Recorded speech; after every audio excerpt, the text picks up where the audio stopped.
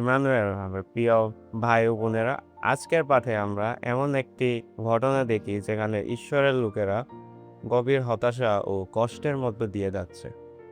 Moshe ও হারুন ঈশ্বরের আদেশে ফরৌনের কাছে গিয়েছিলেন এবং ইসরায়েল জাতির মুক্তির কথা বলেছি, কিন্তু মুক্তি আসার পরিবর্তে তাদের কষ্ট আরও বেড়ে গেল।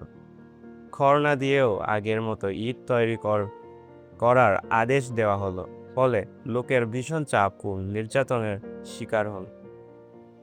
এই ঘটনার মাধ্যমে ঈশ্বর আমাদের কয়েকটি গুরুত্বপূর্ণ শিক্ষা দিতে চান। প্রথমত, ঈশ্বরের কাজ শুরু হলেই সব সমস্যার সঙ্গে সঙ্গে দূর হয় না। ইসরায়েলেরা নিশ্চয় ভেবেছিল মসিহ আসার পর তাদের কষ্ট কমবে, কিন্তু বাস্তবে তার উল্টো হলো, তাদের কাজ আরও কঠিন হয়ে গেল। আমাদের জীবনেও অনেক সময় এমন হয়, আমরা প্রার্থনা করি, ঈশ্বরের ইচ্ছা অনুসরণ করি, কিন্তু সমস্যাগুলো যেন আরও বেড়ে যায়। তখন আমরা ভাবি, ঈশ্বর কি সত্যিই আমার কথা শুনেছেন? কিন্তু এই ঘটনা আমাদের শেখাইছে, ঈশ্বরের পরিকল্পনা সবসময় আমাদের প্রত্যাশার মতো কাজ করে না। কখনো কখনো মুক্তির আগে সংগ্রামের সময় আসে, ঈশ্বর তখনও কাজ করেছে, যদিও আমরা তা দেখতে পাই না। দ্বিতীয়ত, কষ্টের সময় মানুষ সহজেই অভিযোগ করে। তখন ইসরায়েলদের অধ্যক্ষরা ফরৌনের কাছ থেকে ফিরে এলো, তখন তারা মোশে ও হারুনকে দোষারোপ করল। তারা বলল, তোমাদের কারণে আমরা ফরৌনের চোখে ঘৃণিত হয়ে গেছি। কষ্টের সময় আমাদেরও এমন প্রবণতা থাকে, আমরা অন্যদের দোষ দিই, নেতা, পরিবার, বন্ধু কিংবা সহকর্মীদের, কিন্তু অভিযোগ সবসময় সমস্যার সমাধান আনে না। কষ্টের সময় আমাদের প্রথম কাজ হওয়া উচিত ঈশ্বরের দিকে তাকানো, কারণ মানুষের উত্তর সীমিত, কিন্তু ঈশ্বরের উত্তর নিখুঁত।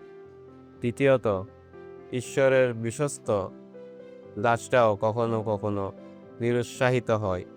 এই অংশের সবচেয়ে আশ্চর্য বিষয় হলো, শুধু ইসরায়েলেরাই নয়, মোশেও হতাশ হয়ে পড়েছিলেন। তিনি ঈশ্বরকে বললেন, হে প্রভু, তুমি এই লোকদের প্রতি অমঙ্গল কেন করিলে? আমাকে কেন পাঠাইলে?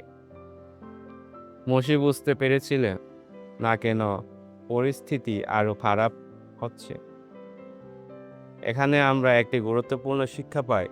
বিশ্বাসী মানুষ হওয়ার অর্থ এই নয় যে আমাদের কখনো প্রশ্ন থাকবে না।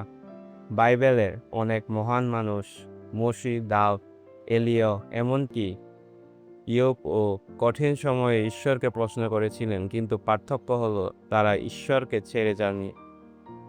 তারা তাদের প্রশ্ন নিয়ে ঈশ্বরের কাছেই গিয়েছিল। চতুর্থ, ঈশ্বর নীরব মনে হলেও তিনি কাজ করছেন। মোশের মনে হচ্ছিল ঈশ্বর কিছুই করছেন না, কিন্তু বাস্তবে ঈশ্বর তার মুক্তির পরিকল্পনা বাস্তবায়ন করেছিলেন। ফরৌনের হৃদয় কঠিন হয়ে উঠছিল, আর ঈশ্বর তার মহাশক্তি প্রকাশ করার জন্য পথ প্রস্তুত করছিলেন। আমাদের জীবনেও অনেক সময় এমন হয়, আমরা প্রার্থনা করি কিন্তু উত্তর পাই না।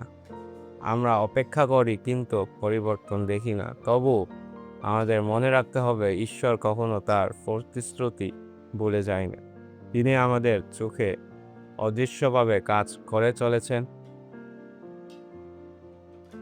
আজকে এই অংশে থেকে আমরা 4টি বিষয় শিখলাম। ঈশ্বরের পথে চললে সবসময় সহজ জীবন নাও আসতে পারে। কষ্টের সময় অভিযোগ নয়, ঈশ্বরের উপর নির্ভর করতে হবে।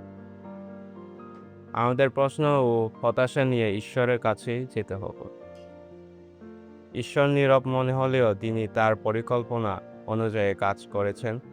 হয়তো আজ আপনার জীবনেও কোনো সমস্যা, চাপ বা হতাশা রয়েছে। মনে রাখুন, ইসরায়েল জাতির মতো আপনার গল্পও এখনো শেষ হয়নি। যে ঈশ্বর মুক্তির প্রতিশ্রুতি দিয়েছেন, তিনি তার সময়ে অবশ্যই কাজ করবে। তাই কষ্টের মাঝেও বিশ্বাস রাখুন, কারণ ঈশ্বর এখনো কাজ করেছেন। আমিন।